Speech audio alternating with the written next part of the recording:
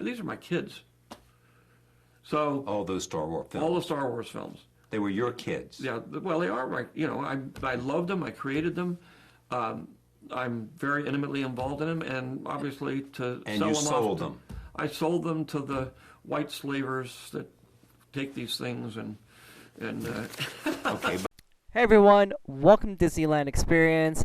And that was George Lucas on the Charlie Rose show. And as you just heard, he just said that he sold Star Wars to white slavers, calling Disney white slavers.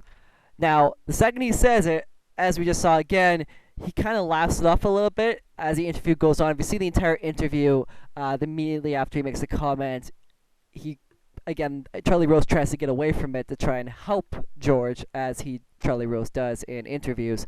But George knows he's said something that he probably shouldn't have said.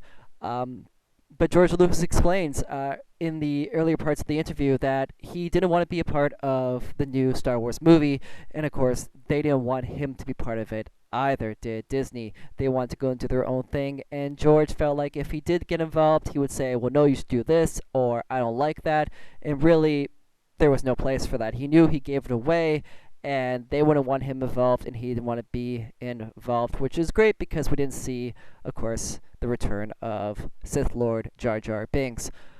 But calling Disney white slavers on Charlie Rose, and I'm actually surprised that this part of the interview wasn't maybe edited out, that the people behind the Charlie Rose show kept it in, which they had to have known that this was going to be a big story, which is probably great for them because it's going to generate ratings and going to make people talk about this story, which of course has been blowing up today all online.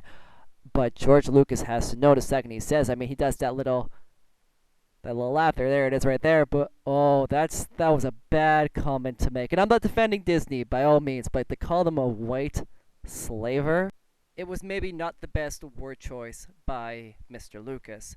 Now guys, of course we have a whole bunch of new stuff coming up on the channel. Star Wars Land starts construction at Disneyland Theme Park, and that's the end of next month. Yeah, January, I believe the 22nd is when construction walls are going up, and we're going to have all the pictures hopefully from that construction as well as information on the new rides. And of course when that thing is built and those doors open, we will be in there first to bring you POVs of those rides and all the Disneyland experience that we can possibly bring you.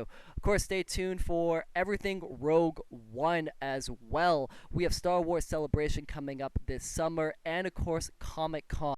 We will have our first teaser trailer for Rogue One, a Star Wars story, sooner than you know it. Now, of course, guys, for everything else Disney, including Captain America Civil War and Doctor Strange, as well as Star Wars Land and whatever else we decide to cover, of course, subscribe and keep it locked right here at Disneyland Experience.